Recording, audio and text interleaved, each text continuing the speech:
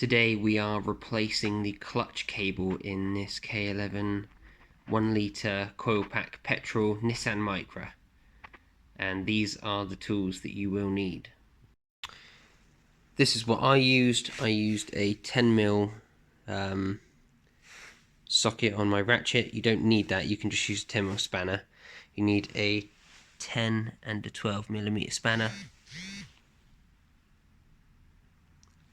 I've got some grips here, some other grips here, and then I've got a hammer, one pry bar, and a couple of screwdrivers that I use just for prying things.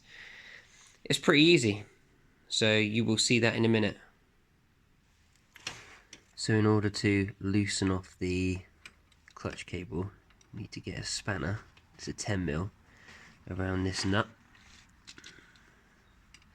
and unwind it. Just keep going until you can't go anymore. That's what I like to do.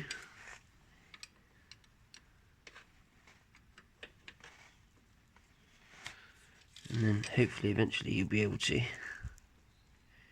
Need to be able to undo that.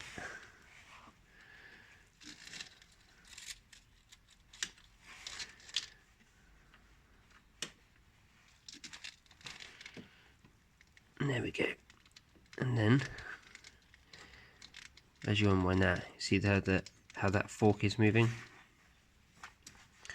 So the more that you undo this little thumb turn here, this will go back towards the front of the car until eventually you can slide off the clutch cable.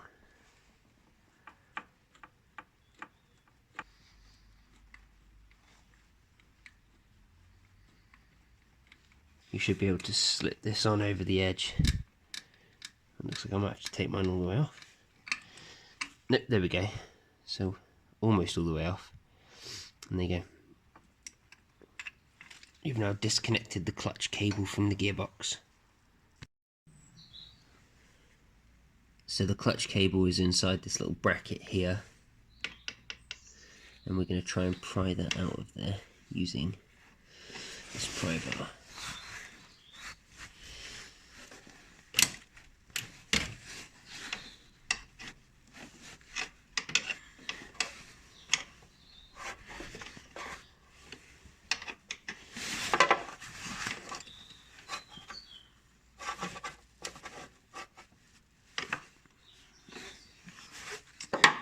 Doesn't quite get in there.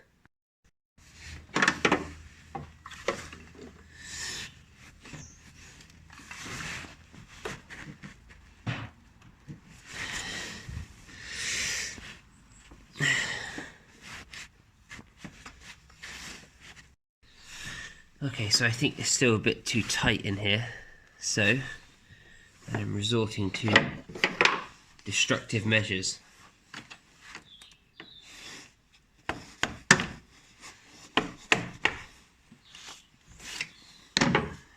So what I'm trying to do is pull this collar out from the inside of this rubber grommet here. You can see it wants to come. It just won't. We have ways of making them persuade.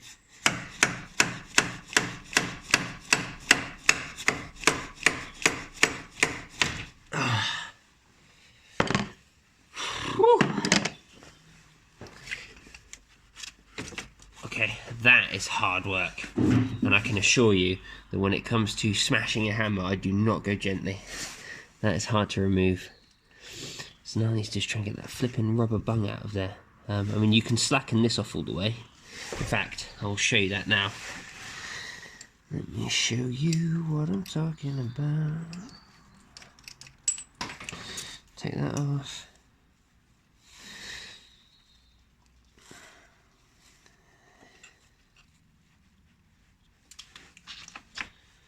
Pull that off. So the cable itself is now free.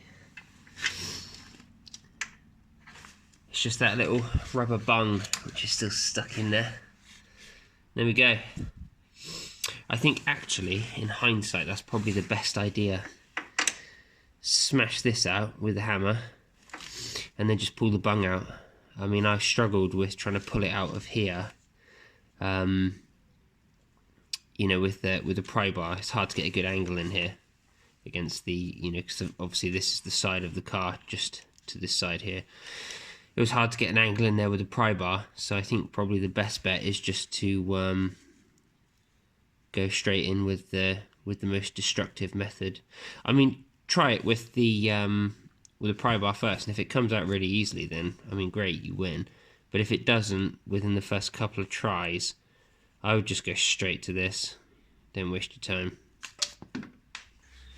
To get easier access to the firewall, I like to remove the airbox, and there is a 10mm nut here.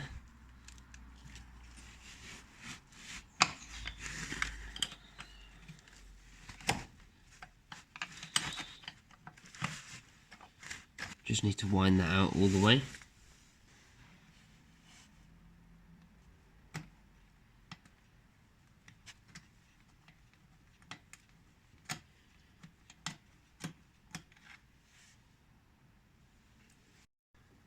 Sadly, there isn't enough space to be able to show you firsthand, but you need to undo this nut just here, with the flathead in it for the Jubilee clamp, and that will enable you to take off the airbox.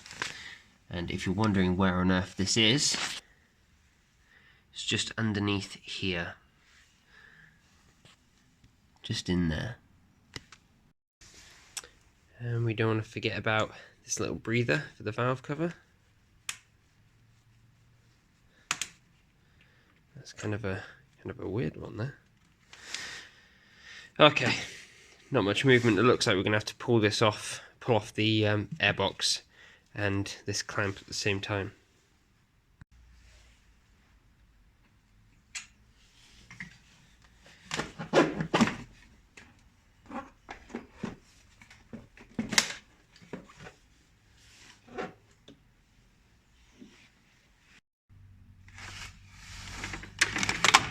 There's a little grommet in the back of the bulkhead, which you also need to pry out. And then once it's popped out, it should just be free floating like that. And inside the car, this is essentially how the clutch cable works. So when you pull the pedal up, it pushes the clutch cable out, so it releases the clutch from the flywheel, or the pressure plate rather, releases the pressure from the pressure plate, and then when you push in, you know, it obviously holds the pressure down, so it pushes the cable further in, so it stretches it basically. I mean, this isn't working exactly as it would because I have already disconnected the clutch from inside the engine bay, so the pedal is just staying.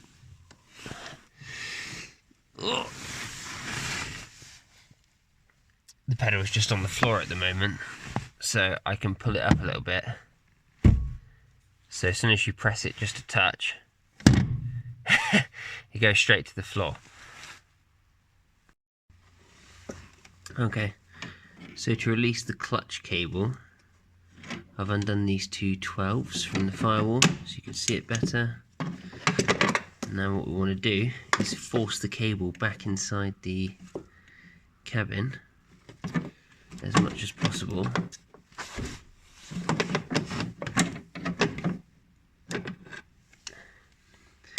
To try and unhook it from the clutch pedal itself, which might take a couple of goes, but eventually you'll get there.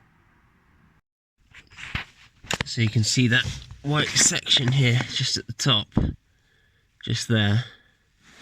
What you have to do is push it upwards.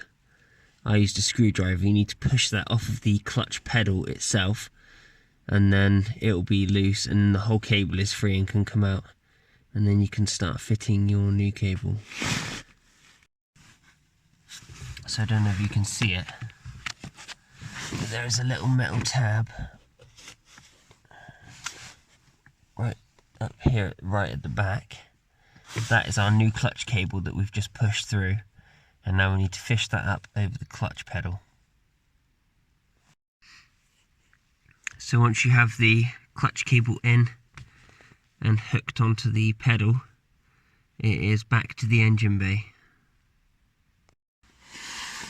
So now what I want to do is start getting the cable in place.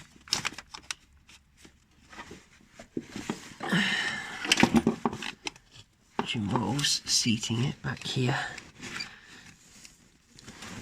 into the firewall in this little bracket like so. Brilliant. So that is in there now. Now that it is hooked into the firewall, I just want to slacken off the adjustment on the cable quite a lot.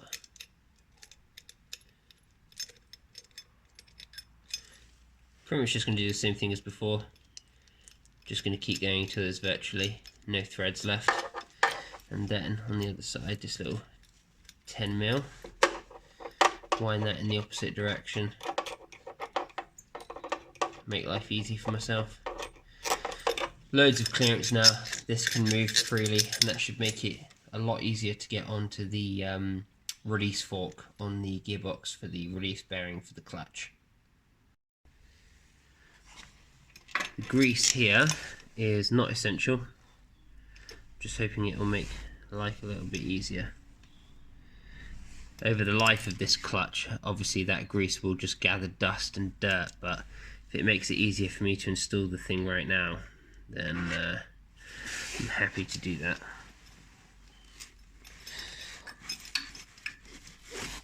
That's tight. I'll take that back. It does not take serious persuasion. You just don't need to be a fool. So the old one obviously went in from the side. This one here, you push in from the end, like so. Well, that isn't so bad, is it?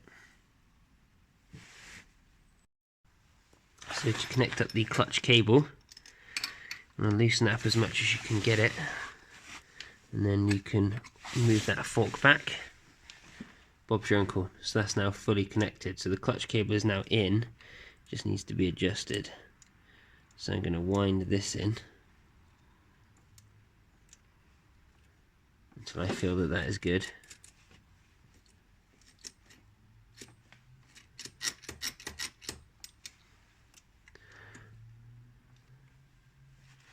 And then you want to wind up the 10mm. This won't be adjusted yet. This will just go straight to the floor, I think. But what you really want to do is wind up this 10mm, just finger tight, and then put your foot on the clutch and see what it feels like. Because what you don't want to do is go too far where you adjust it so far that the bearing is always touching the pressure plate. So I would recommend that you just do it slower. So this, I don't think this will work, not by a long shot. But I'm going to try my foot on the clutch anyway and show you what happens. See that? It just stays on the floor, it doesn't return. So that means that the clutch cable too much slack, so we need to take some of the slack out of it. So in my instance, this is where I stopped adjusting it. So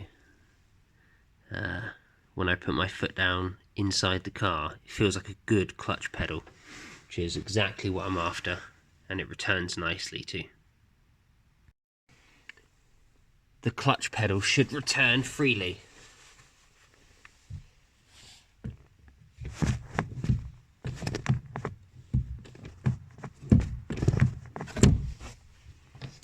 And you should be able to engage and disengage every single gear. I need to refit the air box.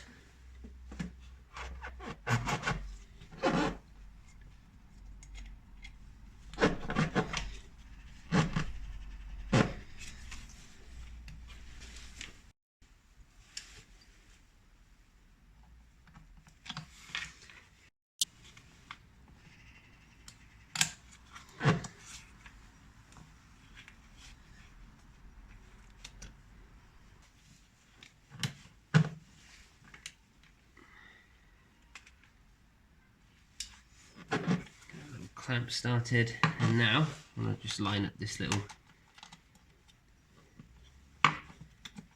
10mm bolt down here.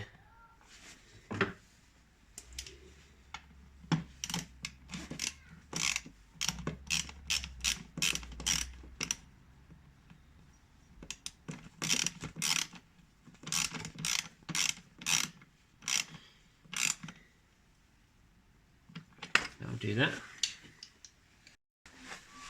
So now we need to put back in the air ducting, which goes down the side of the battery tray and underneath the coolant expansion tank there, and then clips onto there like so.